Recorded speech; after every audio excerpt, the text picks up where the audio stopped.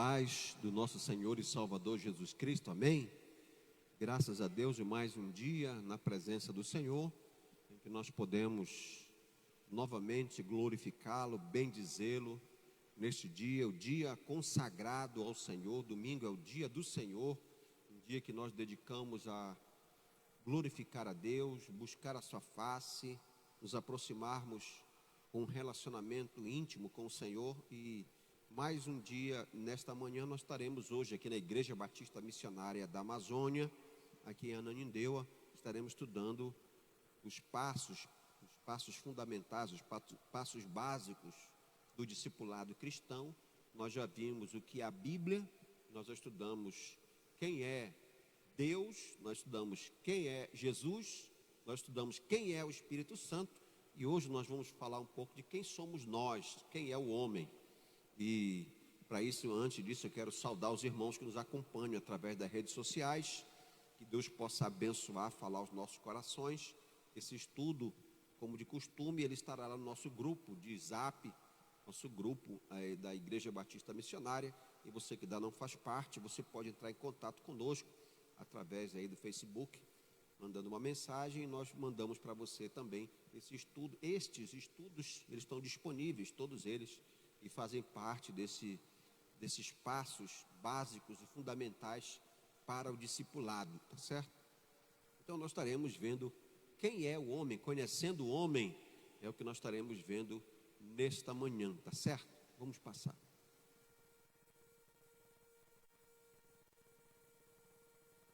Conhecendo quem somos nós, quem é o homem, né? Então, um momento, vamos passar aqui esse slide e nós estaremos meditando um pouco a respeito disso.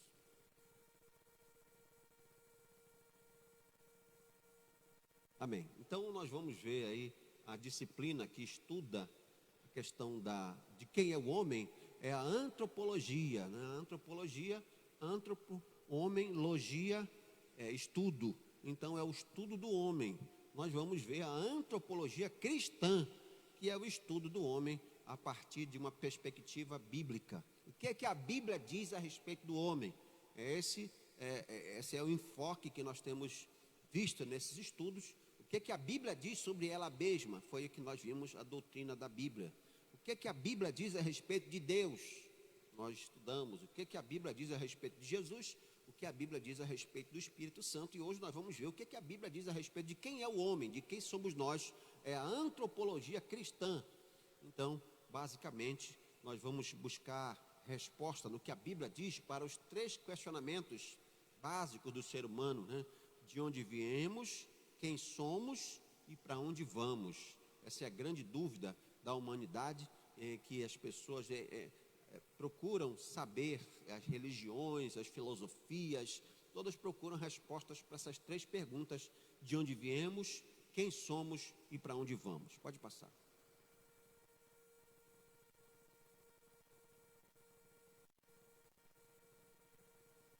Bem, então a primeira pergunta que nós vamos buscar resposta na Bíblia é: qual é a origem do homem? De onde nós viemos? E aí, como eu falei, são várias as teorias que buscam resposta nisso. O mundo tenta responder, inclusive nas escolas, é o que as crianças estudam, aprendem, né? Que o homem veio do evolucionismo biológico.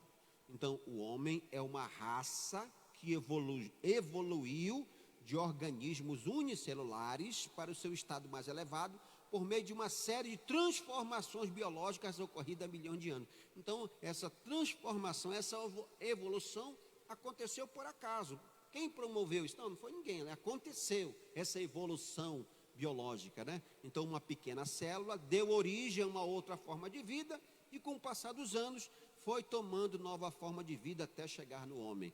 Então, essa teoria evolucionista, né, que fala dessa transformação até chegar no homem, que aconteceu simplesmente por acaso, obra do acaso, a primeira teoria que nós podemos ver, né, que as crianças estudam, que se ensina nas escolas. Pode passar. Outros creem que o homem tem a sua origem nos macacos. Ao longo do tempo, bilhões de anos, o homem o macaco foi evoluindo, de forma até chegar no estado mais elevado, e aí tem a origem aí do homem das cavernas, essas teorias evolucionistas, né? E aí um nome de destaque é o Charles Darwin, que no seu livro A Origem das Espécies, de 1859, ele falou a respeito. Então essa teoria evolucionista, ela vem como uma teoria, e existem outras também teorias que falam de que o homem simplesmente é obra do acaso. O homem, ele surgiu e foi evoluindo de uma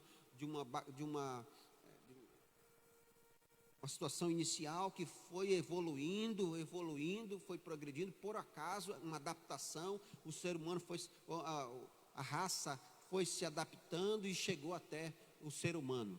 Pode passar. Então essas teorias que existem, né, na verdade todas são teorias, nenhuma delas tem comprovação, comprovado realmente, e não as comprovações, as teorias, elas não são aceitas, não há uma comprovação real de que elas sejam comprovadas. Então realmente elas são teorias, né? Não há nenhuma descoberta científica ou arqueológica para dar sustentação dessas teorias, todas elas são teorias. Então, do ponto de vista bíblico, então, há duas teorias, a teoria evolucionista e a teoria criacionista, que é o que a Bíblia diz. E nós precisamos entender que existe essa resposta, o homem busca a resposta para saber de onde ele veio, e são várias respostas que a ciência tenta mostrar, mas nenhuma delas tem uma comprovação científica, algo realmente que possa ser comprovado. Todas são teorias, mas a Bíblia é contrária a essas teorias, e ela fala de que há um Criador, há alguém que criou tudo isso, que fez tudo isso, que é um ser todo-poderoso que criou e formou todas as coisas. Pode passar. Então, é importante essa percepção, e como isso faz sentido na nossa vida, saber de onde nós viemos, saber que nós somos objeto, nós somos resultado de um projeto, de que o Senhor, Ele planejou, que o Senhor, Ele fez o homem com um propósito, com um objetivo. Isso é fundamental para entender e para direcionar o que nós falamos sobre, na frente nós vamos falar sobre a espiritualidade, trabalhar a espiritualidade, buscar o sentido da vida, que sentido há na vida, que sentido está vivendo essa vida, né? Quando nós temos a percepção de que nós não somos objeto de um acaso, não é um fruto do acaso, simplesmente houve um fato do acaso que aconteceu. E a diferença de crer de que nós somos resultado de um projeto, de que Deus planejou, de que Deus formou, de que Deus estabeleceu, de que nós estamos aqui com uma função, com um projeto, algo para fazer nessa terra.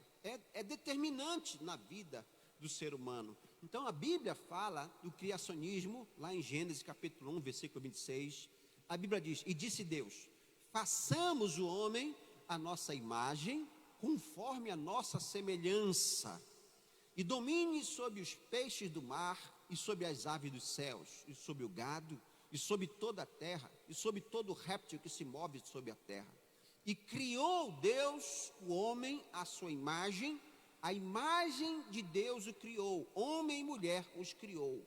Então, Deus criou o homem. Aqui nós já falamos um pouco sobre essa questão dessa façamos, nós já vimos sobre que ela nos leva ao entendimento dessa reunião da Trindade, falando a respeito da criação do homem, a imagem e semelhança de Deus. Nós já falamos também de como nós recebemos da parte de Deus essa imagem e semelhança, não a questão física, porque Deus é espírito, mas nós recebemos da parte de Deus os atributos que são comunicáveis. Deus, Ele comunicou, Ele repartiu, Ele delegou ao homem atributos que lhe são próprios. Então nós fomos feitos à imagem e semelhança de Deus. Deus projetou o homem e deu a ele esses atributos que lhe são peculiares, diferentes dos animais. O animal tem o instinto, o homem tem a inteligência, o discernimento, a volição, a capacidade de tomar decisões.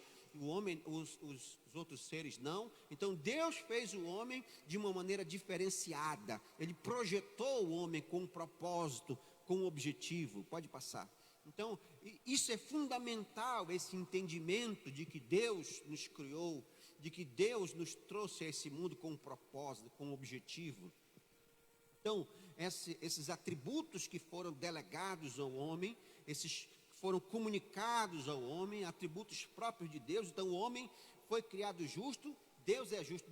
O homem, na sua essência, quando foi criado, Adão, quando foi criado, ele veio trazendo em si os atributos de Deus. Ele veio com a condição de se comunicar com Deus, de ser um representante de Deus na terra. Deus coloca o homem com atributos que lhe eram peculiares.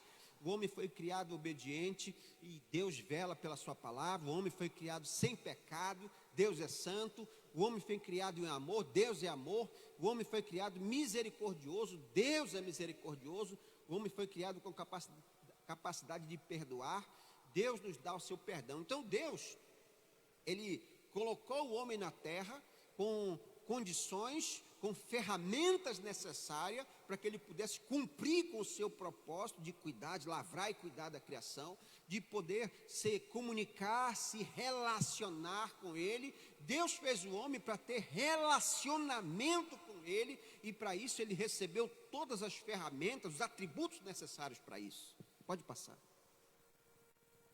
O primeiro homem, que no hebraico significa Adam, significa avermelhado, ou aquele que foi feito de Adá, que é terra, e que tem a pele da cor de Edom, que é vermelho, por causa do Dan, que é sangue. Então, o homem, esse Adão, é o avermelhado, né? Em Gênesis 2:7, a Bíblia diz: e formou o Senhor Deus o homem do pó da terra, e soprou em suas narinas o fôlego da vida, e o homem foi feito alma vivente. Então esse homem, ele foi formado, ele foi projetado da terra, ele foi feito de maneira diferenciada. Pode passar. Então, a maneira quando a Bíblia, ela nos traz essa resposta, ela nos mostra essa ansiedade de onde o homem veio. Será que veio de outro planeta? Foram seres extraterrestres? Foram os ancestrais? Não, a Bíblia nos fala que existe um Deus todo-poderoso que formou o homem, que criou o homem, né? E depois de criar, quando Deus criou todas as coisas, Ele criou através da sua palavra, Ele criou através do verbo. Deus deu a ordem: faça-se a luz, faça-se as estrelas, faça-se. Ele deu a ordem e foi criada. Mas o homem, ele criou de algo existente da terra. Ele fez o homem da terra de uma maneira sobrenatural e soprou nele o sopro de vida, algo próprio de Deus. Ele soprou no homem e ele fez de maneira diferenciada. Ele criou o homem já numa condição superior, com atributo superior, com uma situação diferenciada do restante da criação. Então o homem tem um destaque, ele é o clímax, ele é o clímax da criação. Ele foi feito de maneira especial. Então o ser humano precisa dessa percepção de que ele foi feito de uma maneira especial. Ele foi projetado, ele foi formado de uma maneira especial. Pode passar. Lá em Gênesis 2:19, a Bíblia diz: havendo, pois, o Senhor Deus formado da terra todo animal do campo e toda ave dos céus, os trouxe a Adão para este ver como lhe chamaria. E tudo que Adão chamou a toda alma vivente, isso foi o seu nome. E Adão pôs os nomes a todo gado e às aves dos céus e a todo animal do campo. Então isso demonstra Adão como um homem com uma capacidade intelectual fantástica, de poder colocar o nome em cada animal. Então a própria ciência hoje em dia já diz que o ser humano não usa nem 10% da sua capacidade intelectual. Então o homem, quando foi feito por Deus, ele possuía condições necessárias para interagir, para se relacionar com Deus. O homem possuía condições muito maiores do que nós temos hoje. Esse ser que foi criado de maneira especial, esse ser que foi criado de maneira diferenciada para se relacionar com Deus. Obrigado, querido. Esse ser que tinha uma capacidade intelectual fantástica de poder colocar o nome em todos os animais da terra. Foi assim que esse homem foi criado. Pode passar. Lá em Salmos capítulo 8, versículo 4, a Bíblia diz: que é o homem mortal para que te lembres dele? E o filho do homem para que o visites? pois pouco menor o fizeste do que os anjos, e de glória e de honra o coroaste. Fazes com que ele tenha domínio sobre as obras das tuas mãos, tudo puseste debaixo dos seus pés, todas as ovelhas e bois, assim como os animais do campo, as aves dos céus e os peixes do mar, e tudo que passa pelas veredas dos mares. Então Deus deu ao homem esse domínio, essa autoridade. O homem original, quando foi feito, ele recebeu esse domínio. Ele foi feito um pouco inferior aos anjos dos céus. Então ele foi feito em uma condição realmente diferenciada, uma condição específica e peculiar, para que ele pudesse dominar sobre a terra. Pode passar. Olha só como o homem foi criado. Ele foi criado com funções específicas, ou seja, com direitos e deveres. A Bíblia diz lá em Gênesis 1:28 que ele foi criado com o objetivo de multiplicar-se e povoar a terra. Então, encher a terra é um direito, mas sujeitar a terra é um dever. Era um dever do homem sujeitar a criação, impor, tomar posse do domínio que recebeu da parte de Deus. E nós vemos mais adiante que por causa do pecado, o homem perdeu essa condição. Então tudo isso o homem recebeu da parte de Deus. Ele recebeu direitos e deveres, ele recebeu todas as condições para dominar a terra, ele tinha o direito de encher a terra, de povoar, de ser participante com Deus da criação, de gerar uma nova vida, de poder se proliferar, encher a terra, mas era seu dever exercer domínio que Deus deu a ele. E nós vemos que por causa do pecado o ser humano perdeu essa condição, perdeu a autoridade, perdeu a autoridade e o domínio que Deus delegou a ele. Ele também recebeu a atribuição de cultivar e guardar o jardim.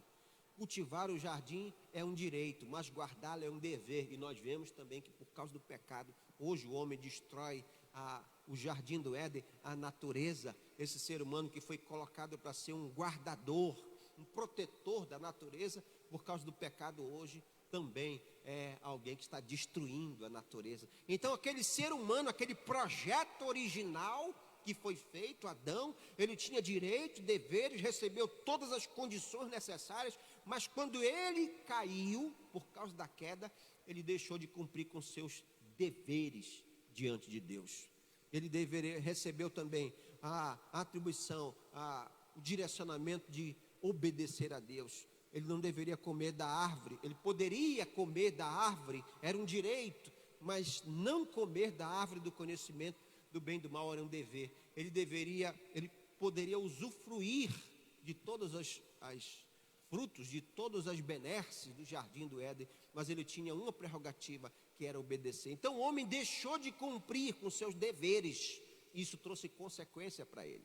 Então nós vemos que Deus fez o homem. De onde nós viemos? Nós viemos de um projeto original, de um projeto em que Deus deu todas as condições, Deus deu autoridade para o homem dominar, ele deu domínio sobre a terra, lhe imputou atributos que lhe eram particulares, fez o homem de maneira diferenciada, mas nós vemos que infelizmente toda essa origem, todo aquele projeto, ele se desvaneceu, ele se perdeu. Pode passar.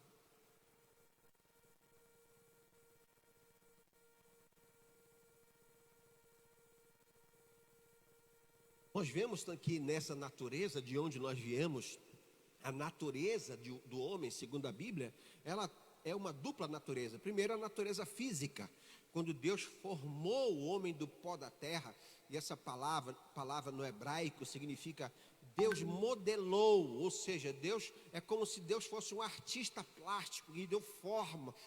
Ele modelou o homem do pó da terra. Ele fez de uma maneira diferenciada, especial. Os milhões de pessoas que existem na face da terra, não existe ninguém semelhante a você. Você é único. Você é único na face da terra. Não tem ninguém nos bilhões de pessoas que existem na face da terra que seja igual a você. Então Deus me formou a você de maneira diferenciada, especial. Deus projetou. Isso é fundamental para a nossa existência, para saber que nós não somos fruto do acaso. que nós não somos fruto simplesmente de uma coincidência que aconteceu. Não, nós viemos a essa terra com um propósito, com um objetivo. Nós fomos projetados, nós fomos sonhados. Deus nos formou, Deus criou você. Ele te ama, Ele te colocou nessa terra com um projeto, com um objetivo. Então isso é fundamental para entender o sentido da vida, de que nós somos especiais, de que nós somos únicos. Deus projetou o homem e Ele continua a fazer dessa forma, de que nós somos pessoas especiais para Deus. Amém, querido? Pode passar. Com relação à natureza espiritual, na parte B desse versículo, depois de formar, depois de detalhar como um artista o barro, o texto bíblico diz que Ele soprou em suas narinas o fôlego de vida, e o homem foi feito alma vivente. E essa palavra no original, ela significa soprar. Deus soprou no homem o fôlego de vida, Ele partilhou o fôlego de vida com o homem. Lá em Tiago capítulo 2, versículo 26, a Bíblia diz: porque assim como o corpo sem o espírito está morto, assim também a fé sem obras é morta. Então, o espírito, o corpo que foi modelado, ele recebe da parte de Deus o sopro de vida. Alguém que morreu, quando você vê algum caixão, alguém que está sendo velado, ali não tem mais vida, não, foi tirado o fôlego de vida, o sopro de Deus, é o que nos movimenta. Então Ele partilhou conosco esse fôlego, esse sopro de Deus é que nos dá vida. Pode passar. E quando nós vamos ver um pouco sobre a natureza do homem, há duas visões a respeito do que a Bíblia diz a respeito da nossa formação. O ser humano, ele é constituído de quê? Qual é a constituição do homem? Existem duas visões aí. A primeira visão é uma visão chamada dicotomia, né? Então essa visão, essa maneira de analisar o que a Bíblia diz que o homem é formado por duas substâncias: a natureza física, que seria a parte material, o corpo, e a natureza espiritual, a parte imaterial. Então, lendo a Bíblia, algumas pessoas veem que o homem é feito de parte material e parte imaterial somente, né? Essa visão, essa maneira de analisar, crê que a alma e o espírito são a mesma coisa. Então, às vezes a Bíblia fala que o homem tem alma e às vezes a Bíblia diz que ele é espírito. Então, essa visão, essa maneira de analisar o que a Bíblia diz a respeito da construção do homem, ela vê somente duas composições do homem: a parte física e a parte material e a parte imaterial, sendo que na parte imaterial ela ou pode ser espírito ou pode ser alma. Você entendeu? Então essa é a visão dicotômica. Lá em Mateus 10, 28, por exemplo, a Bíblia diz: não temais os que podem matar o corpo e não podem matar a alma, temeis antes aquele que pode fazer perecer no inferno tanto a alma quanto o corpo. Então, em alguns textos, a Bíblia fala corpo e alma. Em outros textos, a Bíblia diz corpo e espírito. Então, a dicotomia, essa visão dicotômica, ela crê que existe o corpo e espírito ou alma. Você entendeu? Então, a parte física, material e a parte imaterial. Pode passar. E a outra visão é a visão tricotômica, que quem defende essa maneira de ler a Bíblia acredita que o homem é formado por três partes: corpo, alma e espírito, partes distintas, né? Por exemplo, lá em Hebreus capítulo 4, versículo 12, a Bíblia diz: a palavra de Deus é viva e eficaz e mais cortante que qualquer espada de dois gumes, e penetra até o ponto de dividir a alma e espírito, juntas e medulas, e é apta para discernir os pensamentos e intenções do coração. Então, alguns textos fazem essa distinção entre alma e espírito. Então, com base nesses textos é que existe a visão, a teoria, né, a maneira de analisar, uma maneira tricotômica, de que o homem é feito de corpo, alma e espírito, a distinção entre esses três. 1 Tessalonicenses capítulo 5, versículo 23, a Bíblia diz: mesmo Deus de paz vos santifique completamente, e todo o vosso espírito, alma e corpo sejam plenamente conservados irrepreensíveis para a vinda de nosso Senhor Jesus Cristo. Então são textos, existem textos que falam realmente sobre parte, às vezes, o espírito e a alma, não há distinção, e existem textos que fazem essa distinção entre corpo, alma e espírito, né? Então, são maneiras diferentes de ler. Particularmente, eu creio nessa visão tricotômica de que o ser humano seja feito de corpo, alma e espírito. Pode passar. E aí, fazendo com base nessa visão tricotômica, nós podemos analisar as funções do corpo, função de se alimentar, movimentar, ouvir, enxergar. O corpo, ele não tem decisão própria, mas apenas executa as decisões da alma. A alma seria a sede das emoções, que toma as decisões, que tem a volição, capacidade de tomar decisões. O governo da alma sobre o corpo, né? Então o corpo tomando decisões, a alma tomando decisões em que o corpo executa. Então, na eternidade, após o arrebatamento da igreja e a ressurreição dos mortos, nossos corpos serão transformados. A Bíblia diz que esse corpo, o nosso corpo que nós nascemos, que nós vivemos essa vida, nós iremos desfrutar desse corpo no céu após o arrebatamento. Nossos corpos serão glorificados, transformados, né? Então é esse corpo mesmo que será transformado, será extirpado dele o pecado, a natureza pecaminosa, e é por isso que a Bíblia diz que o nosso corpo é o templo do Espírito. Nós precisamos cuidar do nosso corpo, né? Essa visão integral do ser humano. No passado, algumas heresias, algumas teorias diziam que o corpo é que é mal, né? Os gnósticos diziam isso, que o corpo é que é mal. O nosso problema todo é o nosso corpo, que faz tudo que é errado. Então um dia nós vamos nos livrar desse corpo, né? Que nós estamos somente momentaneamente nessa máquina, vamos dizer assim, mas não é o que a Bíblia diz. A Bíblia diz que o nosso corpo, ele será transformado. Esse nosso corpo, ele vai ser retirado dele o pecado, né?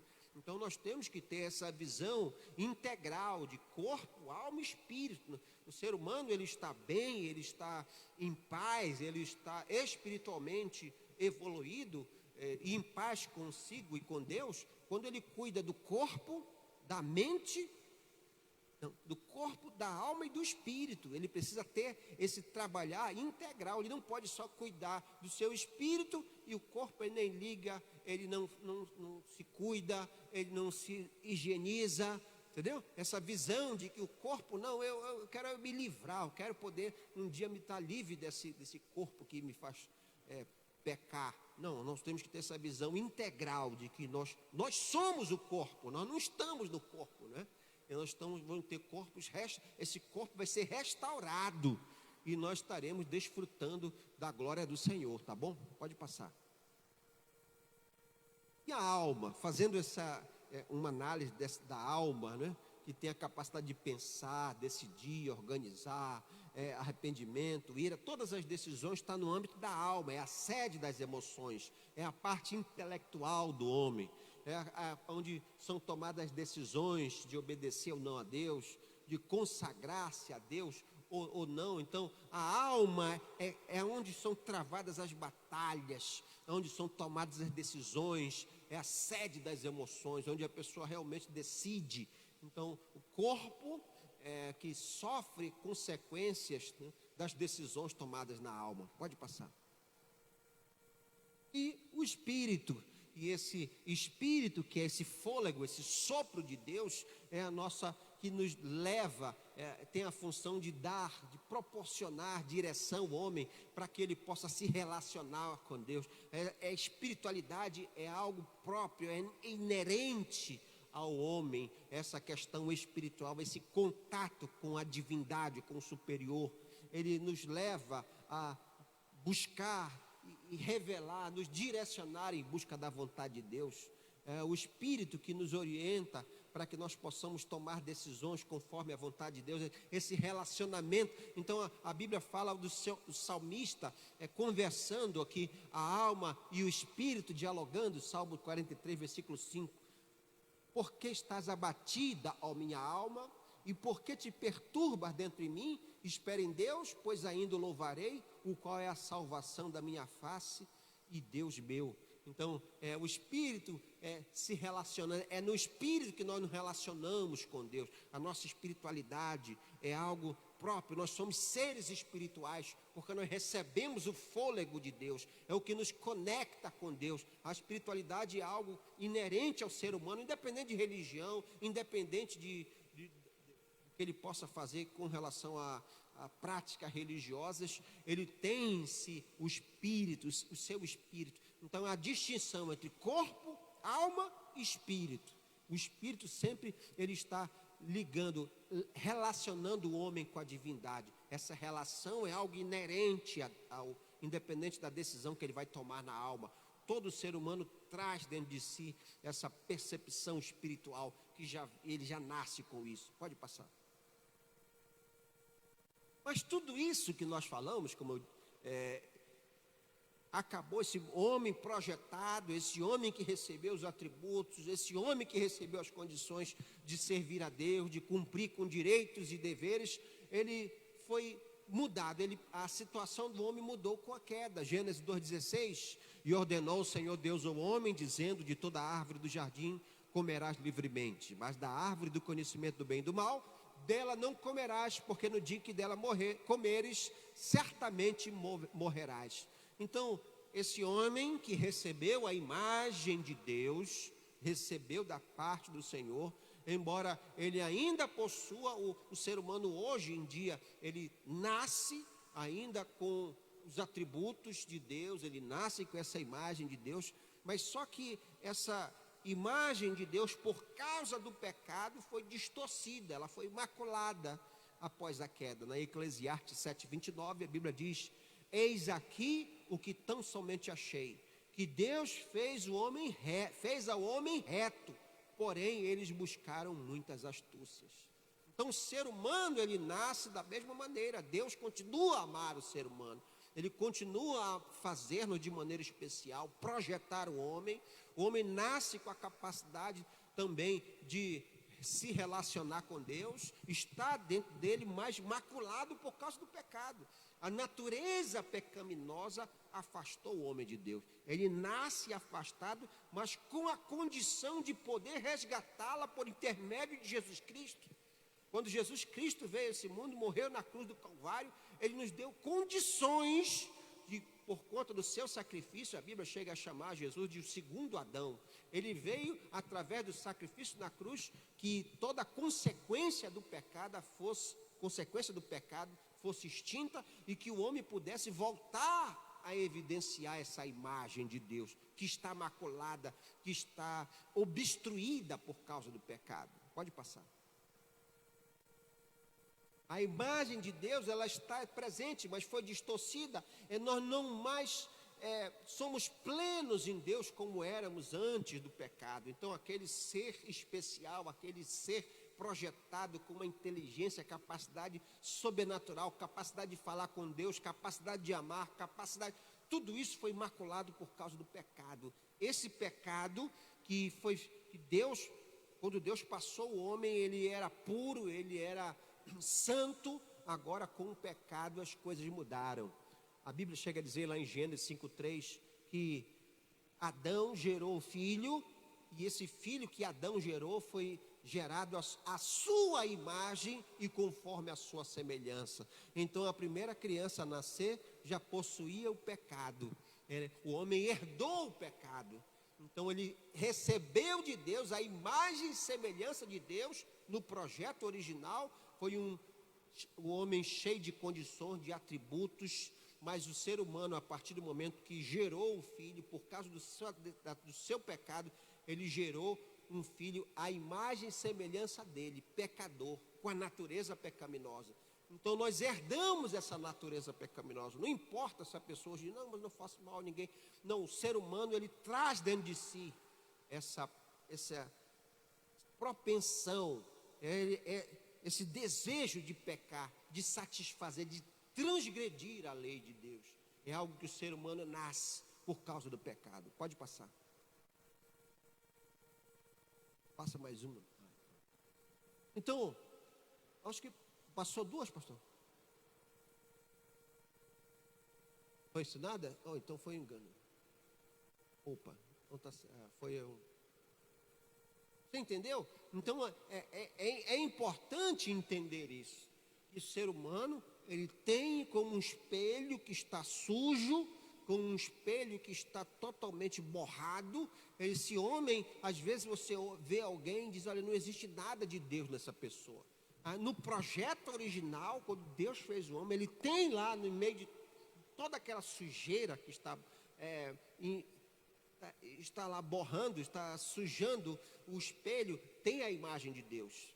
Mas o pecado é essa sujeira no espelho que impede com que as pessoas vejam a imagem de Deus do homem, o amor, a inteligência, a capacidade de se comunicar, a capacidade de se interagir com Deus. Jesus Cristo vem, João 3,16, que porque Deus amou o mundo de tal maneira que deu o seu Filho unigênito, para que todo aquele que nele crê não pereça, mas tenha vida eterna. Jesus vem, e quando alguém aceita Jesus Cristo como Senhor e Salvador, esse projeto original, ele começa a ser refeito, o ser humano começa, é como se alguém começasse a limpar o espelho, né? Esse processo de aperfeiçoamento dos santos, que está lá em Efésios capítulo 4, é justamente essa volta ao projeto original. Então, esse espelho já está começando a dar para... Começando a ser possível ver um pouco de Deus na vida dessa pessoa, né? Logo que ele chegou aqui, que ele aceitou Jesus Cristo, não tinha nada de Jesus nele, não tinha nada de Deus, mas agora ele já está manifestando alguma coisa, já está dando um lampejozinho de Deus na vida dele, né? E existem pessoas que você já consegue ver Jesus na vida daquela pessoa. Olha, eu sinto assim algo muito forte, muito especial da parte de Deus na vida desse homem. Ele reflete a imagem de Deus nas suas atitudes, nas suas decisões, né? Então é aquele espelho que já está mais limpo. E cada vez mais nós vamos ficando mais parecidos com Jesus, porque nós vamos refletindo a imagem dele na nossa vida. E cada vez mais na luta contra o pecado, cada vez nós vamos de glória em glória, de fé em fé. Esse espelho vai sendo limpo, vai sendo cada vez mais... Nós, enquanto estivermos na terra, esse espelho não vai ser limpo totalmente, nós não vamos refletir totalmente. Só quando nós tivermos nossos corpos glorificados, que nós seremos semelhantes ao Senhor, né? Ele é a premissa dos que dormem, ele é a plenitude do varão perfeito, é Jesus Cristo. Ele é o projeto original, era para nós sermos parecidos com Ele. Ele veio para dizer, olha, era para vocês serem assim como eu sou. Olha, eu sou o projeto original, né? O primeiro Adão, ele desobedeceu. Jesus veio para obedecer, para ser uma referência. Então, por intermédio de Jesus, nós vamos limpando o espelho da nossa vida. Nós vamos refletindo a imagem de Deus. É um processo, né? Por intermédio de Jesus Cristo é possível aquele projeto original que o homem foi feito ser restaurado na nossa vida. E eu creio em nome de Jesus que isso é possível através do conhecimento, porque a Bíblia diz em Oséias 4,6 que o meu povo se perde porque lhe falta conhecimento. Então, pastor, o senhor está querendo dizer então que eu tenho em mim, por intermédio de Jesus Cristo, a condição de progredir cada vez mais no que se refere a ser semelhante a Deus, a refletir a imagem de Deus? Quanto ao meu relacionamento com Deus, cada vez que você lê a Bíblia, que você busca a Deus, você vai poder restabelecer o seu relacionamento como era com o primeiro Adão, que falava com Deus. A Bíblia diz que na virada do dia Deus conversava, vinha conversar com Deus, com Adão. Então Deus fez o homem para se relacionar com ele. Então cada vez mais que eu vou buscando a Deus, o meu relacionamento com ele vai aumentando. Eu vou deixando o pecado, eu vou me afastando do mundo, eu vou me santificando, eu vou dizendo não para as coisas desse mundo, ele vai me ajudando, e eu vou começando a falar mais com ele, eu vou começando a ter mais intimidade com ele, eu vou tendo mais relacionamento, é progressivo, o espelho vai ficando limpo e você vai crescendo no discernimento da inteligência, capacidade intelectual, discernimento espiritual, né? É um processo. E aí você vai... Antigamente eu lia a Bíblia, mas não entendia muito. Mas hoje em dia, cada vez mais, assim, parece que as coisas estão clareando, não é? E agora eu já consigo ler, eu já consigo me aprofundar. Então, olha só como é uma coisa progressiva. Quer dizer que eu tenho direito àquilo que Deus projetou. O projeto original, eu tenho direito àquilo. Por intermédio de Jesus, eu posso ir buscando, eu posso ir resgatando, e eu vou crescendo, já estou ficando um pouquinho mais parecido com Jesus. A imagem de Deus vai se refletindo no amor, capacidade de amar, capacidade de perdoar, capacidade de ter misericórdia das pessoas, né? E a pessoa, quanto mais ela cresce, mais ela progride na vida espiritual, num processo de santificação, ciente de que ela tem direito a isso, ela vai crescendo, ela vai se modificando, ela vai sendo transformada, né? Ela começa a manifestar coisas que ela não tinha, antigamente ela não conseguia amar, mas Deus vai transformando a pessoa, aquele espelho vai sendo limpo. Amém?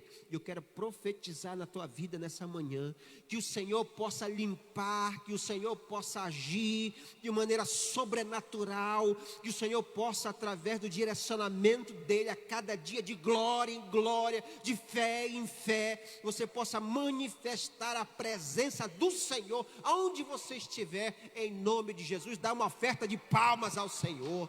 Aleluia! Quem nós somos? Para onde nós vamos? É a terceira pessoa, a terceira pergunta, não é? Que o ser humano se faz. Qual é o destino do nosso corpo físico? Então é claro que quando o homem morre e ele começa imediatamente a se decompor, essa parte física, ela começa a sofrer a primeira consequência do pecado. Romanos 6:23, o salário do pecado é a morte, e essa morte física, essa condição do ser humano, a Bíblia diz em Eclesiastes, capítulo 2, versículo 7, e o pó volte à terra como era, e o espírito volte a Deus que o deu. Então o pó vai voltar para a terra, o homem foi feito do pó, e vai voltar para o pó, né? A Bíblia diz isso, o destino do corpo é o pó, é a decomposição. A morte física é a punição pelo pecado que Adão e Eva cometeram, e não a punição da alma do indivíduo. Nós vimos lá essa questão de quando o ser humano ele pecou, Deus disse desde o início, Deus estabeleceu regras, Deus estabeleceu leis que regem o universo, que regem o mundo espiritual, e Deus, quando deu o livre-arbítrio para o homem, Ele deu a condição de escolher. Ele disse, do fruto do conhecimento do bem e do mal não comerás, porque no dia que dela comeres, certamente morrerás. Então a consequência do pecado físico, a consequência física foi a morte do corpo, né? A partir desse entendimento, subentende-se que o ser humano foi feito para não morrer. Então alguns teólogos dizem que o ser humano, ele não morreria, mas a terra ia ficar cheia, pastor, como é que ia ser, né? Tanta gente.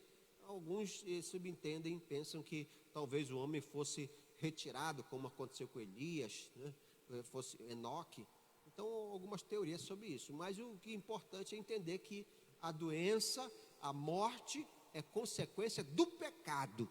No projeto original de Deus, o ser humano, se não houvesse desobedecido, ele não morreria. Tá certo? Pode passar.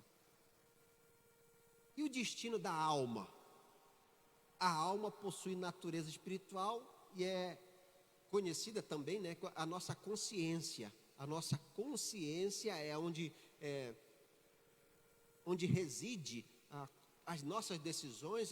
O homem traz imprimido na sua alma a percepção de certo e errado.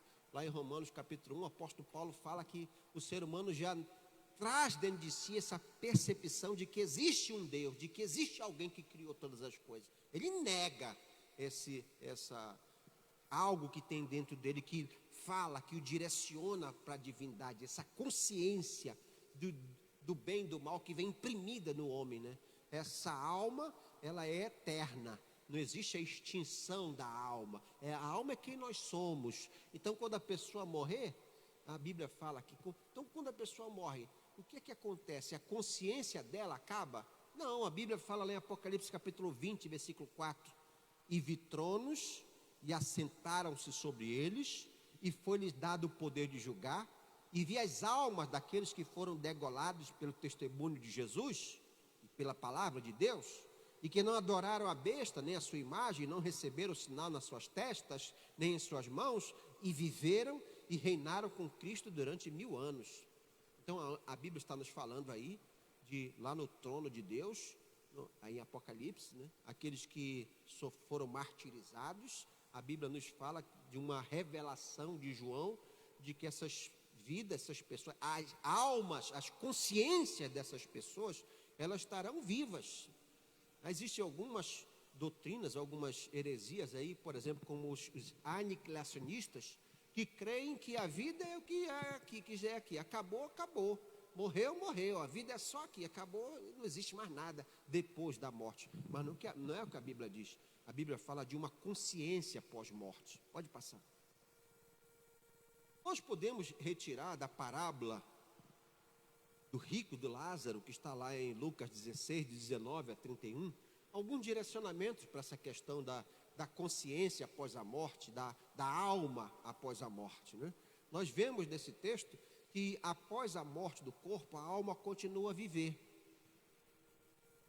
O texto de Lucas, que fala sobre a parábola do rico e de Lázaro, que era um homem rico. O rico, ele tinha Lázaro morando, que morreu próximo a ele, né? Nós conhecemos essa parábola, e esses dois morreram, e um foi para o céu, o seio de Abraão, e o outro foi para o Hades, não é isso?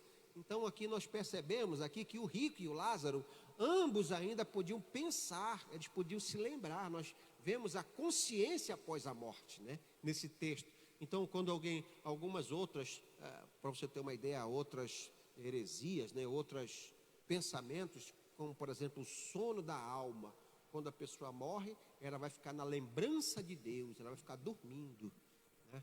Então, olha só, nós estamos falando aqui de que o homem, logo após a morte, ele tem consciência, ele vai estar no lugar consciente, se lembrando de onde ele está, de onde ele estava, né? É o que o texto de Lucas 16 nos fala. Tanto Lázaro como o rico estavam bem conscientes, tinham lembrança de suas vidas antes da morte, sabiam onde estavam. O rico demonstrou conhecer Abraão e também a Lázaro, e também demonstrou arrependimento. Entendeu? Então aí são textos que nos levam a concluir de que a alma, ela vai ter consciência, nós vamos viver, nós vamos ter conscientes após a morte, nós não vamos ficar dormindo, nós vamos ficar simplesmente esquecer do que aconteceu aqui. Pode passar, só que não haverá mais tempo para arrependimento, né? Essa alma, ela não pode voltar para o corpo. Mesmo havendo arrependimento, a alma não tem o poder de voltar a viver no corpo. Então quem já foi não pode mais voltar, diz o texto bíblico, né? Então, eu vou pedir para o fulano me ajudar. Não, eu não tenho nenhuma condição de ajudar. Se a pessoa tem que fazer alguma coisa, tem que fazer agora, enquanto está vivo, né? Não adianta pensar que alguém que passou, que morreu, vai poder intervir, interferir. O texto bíblico nos fala sobre isso, né? E quem morreu, ele já vai estar numa condição que ele não tem mais a ingerência, a condição de ajudar em nada. Nem o morto pode nos ajudar quem está vivo. Não importa quem seja, somente Jesus Cristo venceu a morte, só Ele pode interferir, Ele pode intervir na realidade, porque Ele venceu a morte. Então, quem já morreu, passou para o outro lado, não pode fazer nada. O rico pediu a Abraão que lhe permitisse voltar à vida. Ele pediu que ele pudesse ressuscitar, que ele pudesse vir, ou que ele pudesse aparecer para os irmãos, né? Dar um entendimento que ele queria vir de alguma forma, ao ressuscitar, ou aparecer, e poder ajudar aos irmãos, para que não cometesse o mesmo erro que ele, mas não foi possível. Então, se alguém quer ajudar, quer alertar, quer pregar, quer fazer alguma coisa, tem que fazer agora, né? Não adianta depois acender vela, não adianta depois rezar missa, não adianta, tem que fazer agora. Se tem que se arrepender, tem que se arrepender agora, enquanto está vivo, porque depois que morreu já era, não tem mais jeito. A Bíblia diz em Hebreus 9, 27, e como aos homens está ordenado morrerem uma vez, vindo depois disso o juízo. Então só se morre uma vez. Não tem esse negócio de voltar. Não, eu vou ficar para a próxima vida. Não existe isso, é só uma vida. Você tem que fazer agora. O que você tem que fazer? Você tem que fazer hoje. Não deixar para depois, porque depois, amanhã nós não sabemos. A Bíblia diz que a nossa vida é como uma neblina. Então nós não podemos deixar para depois. É o que a Bíblia nos fala. Nós estamos falando o que a Bíblia nos revela. Então a Bíblia revela que quando alguém morre, ele vai ter consciência, vai sofrer, vai ser, por que eu não fiz isso? Por que quando pregaram o Evangelho para mim? Por que eu não mudei? Por que eu não me arrependi? Por que eu não aceitei a Jesus Cristo? Você entende esse sofrimento? Né? Porque as pessoas vão adiando uma decisão, elas vão empurrando com a barriga, elas vão postergando, deixando para amanhã, só que amanhã não nos pertence. Então o que nós temos que fazer tem que ser feito agora, tem que ser feito hoje. É o que a Bíblia está dizendo para mim e para você nessa manhã. E às vezes nós vamos deixando para pedir perdão, para fazer uma ligação, para falar alguma coisa, falar de amor, falar uma palavra de carinho, nós vamos deixando para depois, só que depois pode ser muito tarde. Nós estamos vendo aí hoje em dia, infelizmente, vivendo dias em que ninguém sabe o que vai acontecer. Essa pandemia, é doença, às vezes você olha o fulano de tal, estava bonzinho, de repente morreu. Não é? Então nós não podemos deixar nada para amanhã. Isso tem que ser algo que tem que constranger, ele tem que mover o nosso coração. Então eu tenho que falar de Jesus, pastor. Eu tenho que ligar para aquela minha prima, eu tenho que ligar para aquele meu tio, eu tenho que falar do amor de Deus, porque eu não sei o que vai acontecer amanhã. É ou não é? Então são conscientes, nós temos que ler a Bíblia e ela tem que promover uma ação. Eu não posso ler a Bíblia e dizer, legal, gostei de ler a Bíblia, muito bom. Mas o que isso gerou em você? O que foi que mexeu em você? Qual foi o resultado dessa pregação que você ouviu? A pessoa vai para a igreja, glória, aleluia, eu gostei tanto dessa pregação, mas e aí? E o que aconteceu a partir dessa pregação que você ouviu? Você fez o quê? Nada, então não adiantou de nada, você entende? Então eu preciso colocar na minha cabeça que as nossas decisões, elas vão se refletir na eternidade. É ou não é? As nossas decisões hoje, elas vão se refletir, nós vamos ter a eternidade inteira. Alguns vão ter a eternidade inteira para se arrepender. Poxa, por que eu não fiz isso na hora que eu deveria fazer? Por que eu deixei que as minhas demandas carnais, as minhas demandas de satisfação pessoal prevalecessem? Por que eu não tomei uma decisão? Você imagina isso? Enquanto Lázaro estava no seio de Abraão, o que é esse seio de Abraão? É próximo a Abraão, é na presença, no paraíso, num lugar de desfrute, o paraíso de Deus, que o lugar que Jesus prometeu àquele ladrão na cruz, lá em Lucas 23, 43, e disse-lhe Jesus, em verdade te digo, que hoje estarás comigo no paraíso. Então, esse lugar, chamado seio de Abraão, o paraíso, é um lugar onde cada um que morreu, crendo em Jesus Cristo, ele, ao morrer, ele vai desfrutar imediatamente. Ele não vai para um lugar intermediário. Ele não vai para um lugar que ele vai purgar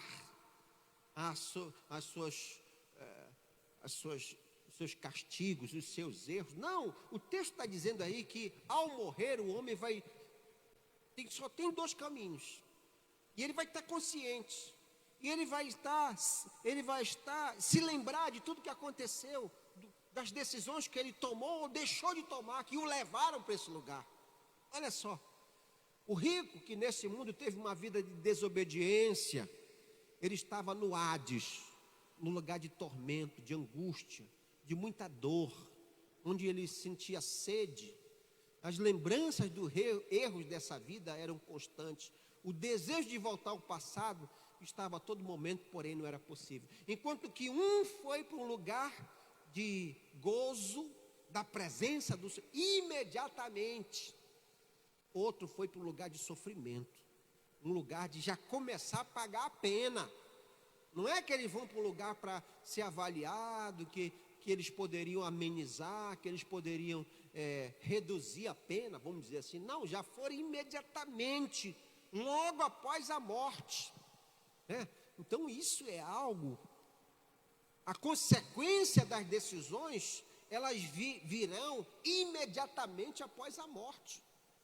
Olha só que coisa forte, né? Que o ser humano quer deixar tudo para depois. Não, pastor, mas não dá para dar um jeitinho. Não tem jeitinho, meu irmão. Não tem jeitinho. A partir do momento que vem a morte, já vem a consequência da decisão. Uns para o paraíso, outros para o sofrimento. No Hades, Sheol, um lugar de sofrimento, de castigo. Pode passar. Então esses dois destinos, eles são bem claros para o ser humano. De onde eu vim, nós já vimos. Quem é o ser humano que foi feito de uma maneira especial? E o destino para onde vai esse homem? Só tem dois destinos. O destino daqueles que aceitaram o amor de Cristo, segundo Adão, aquele que veio para dar condições de nós voltarmos à condição original. Aqueles que aceitaram a Cristo, eles desfrutarão de um lugar de gozo espiritual, um lugar de alegria. O paraíso é um lugar em que é um lugar de espera para desfrutar do paraíso em definitivo, que vai acontecer depois lá de Juízo, lá de Apocalipse capítulo 20, o grande trono branco, em que vai ser o juízo final. A partir daí que vai ser dado o decreto final para toda a eternidade. Mas por enquanto não acontece esse juízo final, lá de Apocalipse capítulo 20, o grande trono branco, enquanto isso, quem morre já está em um lugar ou de sofrimento ou de gozo, esperando o arrebatamento da igreja, depois que vem. Então, é importante dizer que essa condição do homem está disponível. João 5,24, quem ouve a minha palavra e crê naquele que me enviou, tem a vida eterna e não passará em condenação, já passou da morte para a vida. Então é agora, de imediato, a determinação de para onde vai a pessoa, depois de morrer, de imediato, depende da decisão. Quem ouve e crê em Jesus Cristo. É simples, né? O destino do homem está claro na Bíblia. Não tem meio termo. Não, pastor, mas isso daqui não quer dizer. Não, é claro. Está bem claro, explicado. O ser humano que tenta confundir. Pode passar. O destino daqueles que não aceitaram o amor de Cristo, que rejeitam o amor, rejeitam a vida, estão rejeitando a vida eterna. João 5,24. E deu-lhe o poder de exercer o juízo, porque é o Filho do homem. Não vos maravilheis disto, porque vem a hora em que todos que estão nos sepulcros ouvirão a sua voz, e os que fizeram bem sairão para a ressurreição da vida, e os que fizeram mal para a ressurreição da condenação.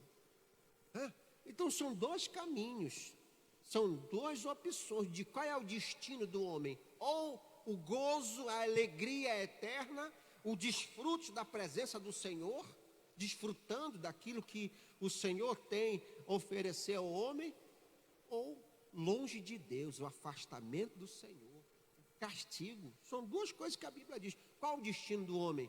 Ele que escolhe. Está disponível. Enquanto ele tem vida, enquanto nós estamos vivos, há esperança, há a possibilidade de definir aonde nós vamos passar a eternidade. A Bíblia está nos falando isso a respeito de quem nós somos, de onde nós viemos e para onde nós vamos. Para onde nós vamos, pastor, depende da sua decisão. Jesus Cristo continua hoje, Ele está de braços abertos, dizendo: vinde a mim, vós que estáis cansados e sobrecarregados, e vos aliviarei. Eu vos aliviarei. Então, essa escolha depende de cada um. Pode passar. E por fim, Apocalipse capítulo 20, versículo 15: e todo aquele que não foi achado escrito no livro da vida foi lançado no lago de fogo. Isso daí já é lá no Apocalipse, já no grande trono branco, já é, vamos dizer, a sentença definitiva. Então nós temos hoje, eu costumo dizer, né, assim, de uma maneira mais simples para entender, que hoje, nesse momento em que vivemos, que antecede o juízo final, aqueles que morrem, eles estão na antessala do céu, né? Estão aguardando quando poderão desfrutar da presença definitiva do Senhor. Então esse lugar, esse seio de Abraão, é um lugar intermediário, mas que já se é possível usufruir das benesses, da presença do Senhor. Mas o lugar definitivo é só depois do grande trono branco, do juízo final. E infelizmente a mesma coisa acontece para quem morre. Já está vivendo da antessala do inferno, né? Já está em sofrimento de imediato após a morte hoje. Então isso é determinante para que nós possamos tomar nossas decisões. Quem nós somos, de onde nós viemos e para onde nós vamos. Nós fomos feitos à imagem de Deus e Deus mandou o seu Filho Jesus Cristo para que nós pudéssemos voltar àquele projeto original. Ao aceitar Jesus Cristo, nós possamos, num processo de santificação, voltar cada vez mais a ficar parecidos com Jesus. Né? Ele é o nosso referencial, Ele é a estatura do varão perfeito. Eu tenho que me olhar e me mirar com Ele. Será que Jesus faria isso? Será que Jesus agiria assim? Todo dia eu preciso me pautar, eu preciso me comparar com as decisões dele, com o que ele veio ensinar, porque ele é o nosso modelo. Amém, querido? Vamos ficar de pé, em nome de Jesus?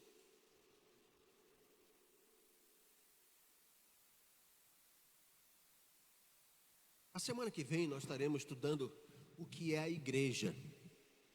E nós vamos ver todo o contexto da igreja,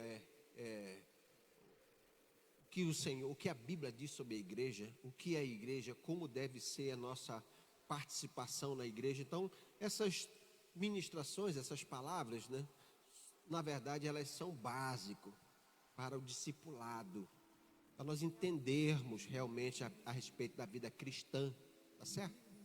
Queria que você fechasse os seus olhos, nós vamos orar a Deus, pedindo ao Senhor que Ele nos ajude. Porque Jesus morreu na cruz e nos deu direito de nós conseguirmos, de nós podermos dizer não para o pecado, não para as demandas interiores. Ele nos disponibilizou o Espírito Santo para nos ajudar, mas depende de nós. Nós precisamos dizer: Espírito Santo, me ajuda. Eu não quero mais ser assim como eu sou. Espírito Santo, tira de mim essa ira, tira de mim essa preguiça, tira de mim essa vergonha de Deus, me ajuda, Senhor. Eu quero cada vez mais que o espelho que é a minha vida possa refletir a imagem de Deus. Eu entendi, Senhor, que é o pecado que maculou. O pecado é que sujou, borrou a imagem de Deus na minha vida. Mas eu quero, meu Senhor, que Tu me ajudes a limpar o espelho da minha vida, Senhor. Eu quero poder amar mais. Eu quero poder ter mais relacionamento contigo. Eu quero falar e ouvir a Tua voz, Senhor. Eu quero poder exercer misericórdia. Tira a dureza do meu coração. Tira esse orgulho, tira esse gênio ruim, que muitas vezes me prende, me amarra, e eu não consigo perdoar. Tira isso de mim, eu não quero mais ser assim. Eu não quero mais ser, eu não aceito mais ser assim, eu não aceito. Oh, meu Pai. Senhor, nós entendemos nessa manhã, meu Deus, que Tu sonhastes conosco. Nós somos objeto de um sonho, um projeto especial. Tu nos trouxestes a esse mundo com um objetivo. Tu tens planos, e a Tua palavra diz que os Teus planos são planos de paz ao nosso respeito. Nós não somos objeto do acaso. Nós não viemos a esse mundo somente para trabalhar. Não. O Senhor sonhou conosco, Ele nos formou, Ele nos modelou. E isso é algo que fala aos nossos corações a respeito do teu amor. Cada um de nós é especial para ti. Cada um de nós é único. E nós queremos te agradecer por isso, meu Pai. Ajuda-nos, Senhor. Ajuda-nos a cada dia a lutar contra o pecado, lutar contra as demandas interiores. Nos ajuda, Senhor, a ter domínio, que nós possamos prevalecer contra as tentações. Em nome de Jesus, Senhor. Fortalece o nosso espírito. Fortalece o nosso relacionamento contigo, Senhor. Que a cada dia, de glória em glória, de fé em fé, nós possamos ir crescendo mais na graça e no conhecimento do Senhor. Que nós possamos nos aproximar mais de Ti. E que essa aproximação possa ser perceptível. Que as pessoas possam ver em nós a Tua presença, meu Deus. Que nós possamos ser a carta escrita, o perfume de Cristo, que as pessoas possam ver, Senhor, em nós a Tua presença. Em nome de Jesus, Senhor. Nós queremos um dia poder desfrutar. Nós queremos poder um dia, como diz a Tua palavra, que pode ser a qualquer momento, estar face a face contigo. Nós entendemos que nós, por intermédio de Jesus, podemos ter a convicção de para onde nós vamos. Para onde nós vamos, Senhor? E isso é algo muito especial. Isso é algo que nos dá certeza, convicção, porque por intermédio de Jesus nós podemos dizer que nós vamos viver a vida eterna contigo, Senhor, no céu, na Tua presença. Nós não estamos em dúvidas. Nós não vivemos uma confusão, nós temos essa convicção que por intermédio da cruz de Cristo, da fé em Jesus Cristo, o céu nos aguarda, a presença do Senhor, meu Deus. Muito obrigado, Senhor, por esta manhã, pelo entendimento de quem nós somos, Senhor, o entendimento de que nós somos especiais para Ti, meu Deus, e o nosso destino está certo na Tua presença. Nos dá um domingo de paz, um domingo abençoado, nos direciona, livra de todo mal, de toda armadilha, de toda cilada, que seja um domingo que nós possamos usufruir da Tua presença, meu Pai, e que logo mais nós possamos retornar aqui para glorificar o Teu nome, celebrar, bendizer o Teu nome, Senhor. Muito obrigado, nós Te agradecemos por mais esta manhã, Senhor, e fazemos isso em nome de Jesus. Não queremos encerrar essa pregação sem pedir a Ti, meu Deus, por aqueles que estão enfermos. Oh, meu Deus, tem misericórdia da Dona Maria, Senhor. Oh, meu Pai, toca no coração dessa mulher, fortalece a sua fé, fortalece, meu Deus, toca de maneira especial no seu corpo físico, que toda doença, toda enfermidade, toda dor seja dissipada em nome de Jesus, Senhor. Que o milagre, que o sobrenatural se manifeste. Abençoa a vida da minha mãe também, que tem sofrido, que tem padecido, e ela e outras pessoas também que estão sofrendo enfermidades. Eu te peço, meu Deus, em nome de Jesus, que Tu possas abençoá-las onde elas estão agora, que o toque sobrenatural do Senhor se evidencie nessas vidas, e que elas sintam o alívio, o escape, a bênção de Deus, em nome de Jesus, Senhor. Nós Te louvamos, nós Te bendizemos, já tomamos posse da bênção e fazemos isso em nome de Jesus. Que Deus abençoe você, fique na paz do Senhor, tenha um dia abençoado. Às 18 horas nós estaremos aqui novamente, se Deus quiser, em nome de Jesus. A paz do Senhor.